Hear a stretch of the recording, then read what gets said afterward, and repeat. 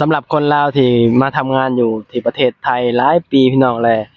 อยากกลับเมื่อแบบว่าใช้ชีวิตอยู่บ้านเฮาแบบซี้นะแต่บางคนก็บอกว่าจักสิเมื่อเฮ็ดหยังแบบซี้เพราะบ่มีงานรองรับอิหยังเลยแบบซี้นะเฮาแนะนำพี่น้องในยุคสมัยนี้ยุคมันเปลี่ยนไปหลายเนาะแบบว่าเฮาก็ต้องหาหยังแบบรองรั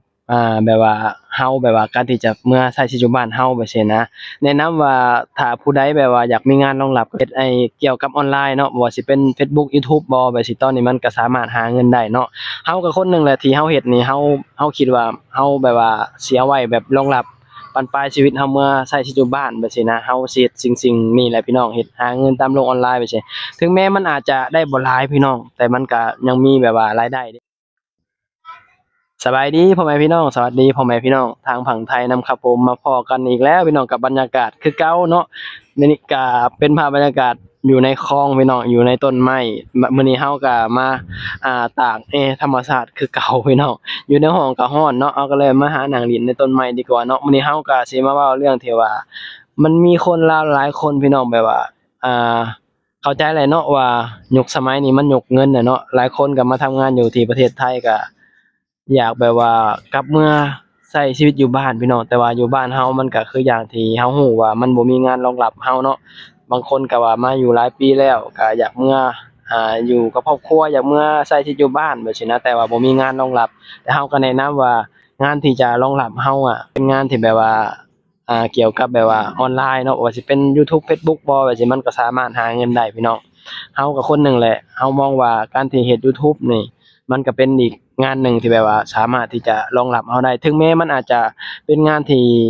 บ่แน่นอนก็จริงพี่น้องแต่ว่าบั้นปลายชีวิตเราอะเนาะเราก็เมื่อใช้ชีวิตอยู่บ้านเราแบบซี้อย่างน้อยเราก็ยังมีหยังเฮ็ดอย่างน้อยมันก็ยังมีรายได้ถึงแม้มันอาจจะบ่หลายถึงแม้มันอาจจะแบบได้เงินน้อยก็จริงแต่ว่ามันก็อย่างน้อยมันก็ยังมีรายได้เพราะฉะนั้นดีกว่าเราเมื่ออะไรแบบเมื่อแบบบ่มีหยังเฮ็ดเลยแบบซี้นะพี่น้องนึกออกบ่คือแบบคนลาวตอนนี้ก็คิดว่าเอ้ยถ้าเกิดว่ากลับเมื่อใช้ชีวิตอยู่บ้านเราแบบ บ่ฮู้ว่าสิเฮ็ดหยังบ่ซี้นะคิดบ่ออกเราก็แนะนำพี่น้องว่าเฮ็ดเกี่ยวกับพวกโลกออนไลน์เนาะเพราะว่าตอนนี้ก็พี่น้องคนไทยก็แบบหาเงินตามโลกออนไลน์ก็ค่อนข้างที่จะหลายพี่น้องแล้วก็มันก็สามารถแบบได้เงินจริงเนาะขึ้นอยู่กับเราเองพี่น้องว่าเราสิมีความสามารถส่ำใดเนาะว่าเราเฮ็ดไปแล้วแบบว่าเราคนสิเบิ่งเราหลายส่ำใดคนสิติดตามเราหลายส่ำใดส่วนตัวเราเองเราก็ได้บ่หลายพี่น้องได้น้อยเดียวเนาะบางเดือนเราก็บ่ได้ก็มีแต่ว่าก็บ่เป็นหยังก็คือบ่เคยท้อเนาะก็เฮ็ดไปเรื่อยๆ เพราะเราคิดว่ามันเป็นอีกหนึ่งงานที่แบบว่าอ่ามันเป็นงานที่แบบรองรับเราถึงแม้มันอาจจะแบบบ่ได้แบบว่ามั่นคงอิหยังมากมายแต่ว่ามันอาจจะเป็นงานที่แบบว่ารองรับเราได้ไปซี้นะบั้นปลายชีวิตเราไปซี้นะเรามาหาเงินอยู่ไทยแล้วแบบวันหนึ่งเรามีเงินเก็บประมาณหนึ่งพี่น้องแล้วเรากลับเมือใช้ชีวิตอยู่บ้านไปซี้แล้วก็เราก็เฮ็ดเกี่ยวกับนี่แหละถึงแม้มันอาจจะได้น้อยอย่างน้อยมันก็ยังมีรายได้เข้ามามันก็เราก็บ่ต้องแบบว่าใช้เงินที่เราเก็บหั้นนะเราใช้เงินแบบ อันนี้แหละเฮ็ดเกี่ยวกับนี่แหละไปแบบว่าเป็นวันแบบซี้นะก็เป็นอีกงานหนึ่งที่แบบว่ารองรับเราก็แนะนำพี่น้องคนลาวเราเนาะก็พยายามศึกษาเบิ่งพี่น้องศึกษาเฮ็ดเกี่ยวกับโลกออนไลน์ไปซี้เนาะมันก็ได้เงินจริงพี่น้องเราก็เคยได้มาแล้วแต่เราก็ได้บ่หลายดอกเพราะว่าหนึ่งมาเราก็คนติดตามเราบ่หลายสองมาคนเบิ่งเราบ่หลายบางทีคนเบิ่งอาจจะแบบว่าบ่ได้แบบเบิ่งโฆษณาให้เราเนาะบางคนก็เบิ่งแป๊บเดียวก็แบบอ่าออกไปแบบซี้นะก็แล้วแต่คลิปเราบ่น่าสนใจก็ คนก็บ่อยากเบิ่งอันนี้ก็ต้องเข้าใจแล้วก็แล้วแต่พี่น้องเนาะผู้ใดอยากเบิ่งก็เบิ่งเราก็เฮ็ดไปแล้วก็การเฮ็ดยูทูบมันก็มีข้อดีพี่น้องมันมีข้อดีและข้อเสียแหละพูดแบบว่าข้อดีก็คือแบบว่าเราได้เก็บความทรงจำเราได้เก็บสิ่งที่แบบว่าเราเคยเจอมาแบบซี้นะได้เล่าประสบการณ์สิ่งที่เราเจอมาหรือว่าเราไปเที่ยวนั่นเที่ยวนี่เราก็สามารถถ่ายเก็บไว้แล้วก็เราไว้เบิ่งทีหลังก็ได้แบบซี้นะการเฮ็ดยูทูบแบบซี้นะพี่น้อง และข้อเสียคือกันแบบว่าข้อเสียก็คือแบบว่าต้องยอมรับแล้วก็ต้องใจเย็นแล้วก็ต้องใจกว้างพี่น้องเพราะว่าการเฮ็ดยูทูบนี่เนาะมันมีคนมักเราแล้วก็คนบ่มักเรามีคนเกลียดคนชังเราก็เป็นธรรมดาเนาะเพราะว่าคนเราอะความคิดมันบ่คือกันพี่น้องหลายคนก็หลายคิดเนาะบางคนเข้ามาเบิ่งเราก็ว่าเราจังซั่นจังซี้บางคนก็แบบว่าอ่าบ่มักเราแบบซี้นะมันก็มีคนติชมก็เป็นเรื่องธรรมดาของการแบบว่าเฮ็ดเกี่ยวกับแบบ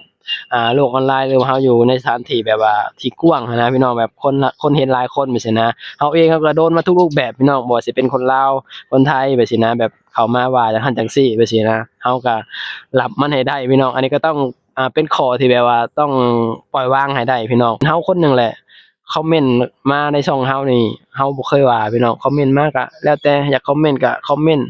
ถามว่าเฮาอ่านบ่เฮาอ่านทุกคอมเมนต์พี่น้องที่แบบมีพี่ๆแบบคอมเมนต์เข้ามาบ่ว่าสิเป็นคนลาวคนไทยบ่ว่าสิคอมเมนต์เข้ามาเฮาอ่านทุกคอมเมนต์แต่ว่าคอมเมนต์ใดมันมีประโยชน์กับเฮาก็สิเก็บถ้าคอมเมนต์ใดบ่มีประโยชน์กับเฮาก็สิบ่เก็บเฮาสิบ่ใส่ใจเลยแบบนั้นเฮาก็อันใดที่มันดีเฮาก็เก็บอันใดที่บ่ดีเฮาก็บ่เก็บพี่น้องเพราะว่าเฮาเข้าใจว่าการที่เฮาเฮ็ดหยังสักอย่างอิหยังก็แล้วแต่เนาะมันมีคนเห็นกับเฮาบ่เห็นกับเฮาบ่มักเฮามักเฮาแบบนี้มันก็แน่นอนพี่น้องมันเป็นธรรมดาของมนุษย์เฮาเนาะ แบบว่าเฮ็ดหยังก็แล้วแต่พี่น้องขนาดคนที่แบบเขาทำดีที่สุดแล้วก็ยังถือว่าก็ยังมีมันบ่แปลกใจหรอกพี่น้องอันนี้ก็ต้องยอมรับให้ได้เด้อจุดๆนี้ถ้าผู้ใดสิมาเฮ็ดเกี่ยวกับโลกออนไลน์แบบซี้นะก็ต้องยอมรับจุดนี้ให้ได้เนาะก็ต้องเจอมีคนว่าคนหยังก็เป็นธรรมดาพี่น้องมีคนติคนชมอันนี้เราก็ต้องยอมรับแล้วก็เราก็ต้องเข้าใจแล้วก็ต้องอ่า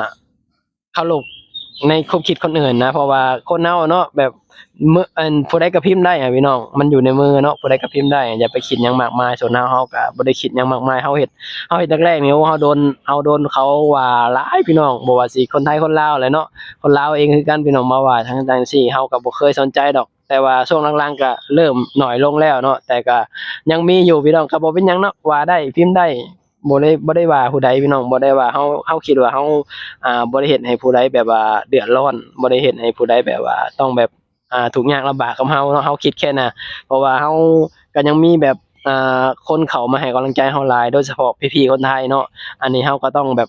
ขอบคุณเนาะขอบคุณพี่ๆคนไทยหลายๆคนที่แบบเข้ามาให้กำลังใจพี่น้องบ่ว่าเราสิเอาหยังลงก็แล้วแต่เข้ามาให้กำลังใจแบบซัปพอร์ตโดยมาตลอดเนาะเราก็รู้สึกว่าแบบรู้สึกดีหลายเนาะสำหรับแบบว่าพี่ๆคนไทยเนาะเพราะว่า เฮาอะมีพี่ๆคนไทยแบบว่าเข้ามาให้กำลังใจหลายพี่น้องคนลาวก็มีแต่ก็ส่วนน้อยส่วนหลายก็สิมีแต่พี่ๆคนไทยเนาะจนแบบว่าบางคนคิดว่าเฮ้ยเฮาแบบมีพี่ๆคนไทยแบบว่าให้กำลังใจหลายจนคิดว่าบางทีก็แบบว่าเฮาเว้านี่เอาใจคนไทยบ่หยังประมาณนี้นะแต่เฮาเว้าส่วนหลายเฮาสิบ่ได้เว้าเอาใจพี่น้องเฮาสิเว้าหลักความเป็นจริงเนาะเฮาสิเว้าความจริงเท่านั้นพี่น้องเฮาสิ่งที่ผ่านมาเฮาบอกว่าคนไทยเป็นจังซั่นจังซี่เฮาก็เว้าตามความเป็นจริงอะเนาะ ถ้าเกิดว่าคนเฮาอะถ้าเกิดว่าเฮายอมรับความเป็นจริงได้มันก็บ่ได้มีหยังเดะพี่น้องเพราะฉะนั้นเราก็ต้องเปิดใจให้กว้างเราต้องเปิดใจแบบให้คนอื่นนำพี่น้องว่าอันใดความจริงอันใดบ่ความจริงถ้าเกิดว่าเฮาอคติหลายมันก็บ่ดีพี่น้องการที่อคติมันเป็นหยังที่แบบว่ามันทำลายความรู้สึกคนอื่นแล้วก็ทำลายความรู้สึกตัวเองพร้อมเฮาคนหนึ่งแหละเฮาสิแบบอันใดมันดีเฮาก็เก็บมาเฮาสิบ่ค่อยอคติอิหยังมากมายเฮาคิดว่าเฮาปล่อยวางหรือว่าเป็นเพราะว่าเฮานี่อายุเฮาเริ่มหลายขึ้นเฮาอาจจะคิดได้ประมาณหนึ่งอะนะเฮาก็เลยคิดว่าอันใดมันดีเราก็เก็บอันใดมันบ่ดีเราก็ปล่อยผ่านไปแค่นั้นเองพี่น้องแล้วก็เราก็คิดว่าเรามาเฮ็ดจุดๆนี้เราคิดว่าเราก็ต้องยอมรับจุดๆนี้ให้ได้นะต้องมีคนเข้ามาว่าเราอยู่แล้วนะเราคิดมาตั้งแต่แรกอยู่แล้วว่าเรามาเฮ็ดยูทูบนี่ต้องมีคนว่าเราด่าเราจั่งจั่งซี้มันต้องมีอันนี้เราทำใจมาแล้วเราก็เลยคิดว่าเราทำใจได้เราปรับตัวได้เราแบบเข้าใจทุกสิ่งทุกอย่างอะนะเราก็เลยคิดว่าบ่ได้มีหยังมากมายก็ปล่อยผ่านไปอันใดมันบ่ดีก็ปล่อยผ่านไปพี่น้องอย่าลืมว่า ยังมีแบบคนที่ฮักเราคนที่แบบเข้ามาให้กำลังใจเรานี่หลายเนาะมาซัปพอร์ตเรามาแบบเมตตาเราแบบซี้หลายคนพี่น้องโดยเฉพาะพี่ๆคนไทยนี่เข้ามาให้กำลังใจหลายพี่น้องเข้ามาแบบให้กำลังใจจังซั่นจังซี่ไปซี้นะก็ขอบคุณหลายๆพี่น้องเนาะที่แบบมาซัปพอร์ตมาให้กำลังใจแบบซี้นะพี่น้องบางคนก็แบบเบิ่งโฆษณาให้แบบซี้เนาะเบิ่งโฆษณาให้มันก็พอได้เงินเข้ามาพี่น้องถึงแม้มันอาจจะบ่หลายเนาะอันนี้ต้องบอกก่อนเด้อว่าเราอะได้เงินบ่หลายจากยูทูบเราได้หน่อยเดียวแต่ว่ามันก็ยังได้พี่น้อง อย่างน้อยเราก็ยังได้เนาะคือได้5ได้10เราก็เอาพี่น้องเพราะว่าเราอย่าไปตีว่าเงินน้อยเงินหลายเนาะมันหลายเทื่อ5หลายเทื่อ10มันก็หลายได้เด้พี่น้องเราคิดแค่นี้เนาะเราบ่ได้คิดหยังมากมายแล้วก็เราก็เชื่อว่ามันก็สิอยู่กับเราตลอดนะเราก็เลยว่าแนะนำให้แบบอ่าน้องๆคนลาวหรือว่าเพื่อนๆหมู่ๆคู่ๆเนาะอยากเฮ็ดก็สามารถเฮ็ดได้พี่น้องมันก็เป็นอีกงานหนึ่งที่แบบว่ารองรับเราแต่เราก็ยังมีความมั่นใจว่า มันอาจจะเป็นอีกงานหนึ่งของเราที่แบบรองรับเรานะถ้าเกิดว่าเรากลับเมืองใช้ชีวิตอยู่บ้านเราแบบซี้นะเราอาจจะถ่ายแบบบ้านๆแบบตามภาษาของเราแหละถึงแม้เงินมันอาจจะเข้ามาบ่หลายแต่ว่าอย่างน้อยมันก็ยังมีเข้ามาดีกว่าบ่มีหยังเข้ามาเลยเด้พี่น้องแม่นบ่ล่ะอย่างน้อยมันมีเข้ามามันก็ยังดีกว่าแบบบ่มีหยังเลยเข้ามาแบบซี้นะมันแล้วก็อีกอย่างมันก็เป็นสิ่งที่เรามักแล้วทีเราก็เลยสามารถแบบว่าเฮ็ดกับมันได้อยู่กับมันได้แบบซี้นะพี่น้องก็ประมาณนั้นแหละพี่น้องเนาะก็คลิปนี้ก็บ่มีหยังหลายเนาะก็มาแบบว่าแนะนำคนลาวที่แบบว่าอยากมีแบบว่าอ่ารายได้เสริมหรือว่าอยากมีแบบว่างานรองรับที่จะแบบวันหนึ่งเราก็แน่นอนแหละเราก็ต้องแบบกลับเมือใช้ชีวิตอยู่บ้านเราหั้นแหละพี่น้องเราก็คนหนึ่งแหละเฒ่าแก่ไปเราก็อาจจะกลับเมือใช้ชีวิตอยู่บ้านเราไปซี้นะเราก็เลยคิดว่า YouTube นี่แหละที่เฮ็ดให้เฮาแบบว่าอยู่กับเฮาหรือว่าแบบว่าเฮ็ดให้เป็นงานอีกงานหนึ่งที่แบบรองรับเฮาได้นะแต่ว่าอย่าไปคาดหวังอิหยังมากมายเด้อพี่น้องก็เฮ็ดไปเรื่อยๆเนาะเฮ็ดไปเรื่อยๆรายได้เข้ามาเฮาก็มีน้อยก็เก็บน้อยมีหลายก็เก็บหลายพี่น้องประมาณนั้นเนาะแต่ว่าก็ขอย้ำก่อนว่าของเฮาอะได้น้อยอีหลีพี่น้องเพราะว่าคนเบิ่งเฮาอะบ่ได้หลายเนาะคนเบิ่งเฮาน้อยเดียวแบบซี้หั้นนะมันก็ขึ้นอยู่กับคนเบิ่งพี่น้องก็ถ้าผู้ใดอยากเฮ็ดหรือว่าคนที่กำลังเฮ็ดอยู่ตอนนี้ก็พยายามแบบสู้ๆพี่น้องหยังก็แล้วแต่มันบ่เกินคำว่าพยายามดอกพี่น้องถ้าเฮาพยายามนี่จั่งใดเฮาเชื่อว่ามันก็ต้องได้อยู่ดีอะเนาะคลิปนี้ก็สิปิดคลิปแล้วเนาะขอบคุณพี่น้องหลายๆที่เสียสละเวลาเข้ามาเบิ่งมาชมเอาไว้พอกันคลิปหน้าพี่น้องสบายดีสวัสดีครับผม